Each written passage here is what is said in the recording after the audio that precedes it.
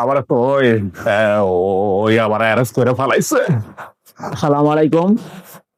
আজকে আমার দোকানে দেখেন কে আসছে। মান্না ভাই আসছে আজকে আমার দোকানে।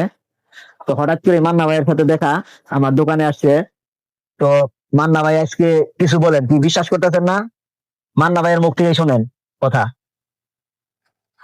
আপনারা কি বিশ্বাস করেন না আমি যে মান্নার করে কথা বলতে পারি? তাইলে আপনাদেরকে বিশ্বাসটা শোনাই। ছোট্ট করে একটা ডায়লগ দিব। কি দেব? ডায়লগ দিব।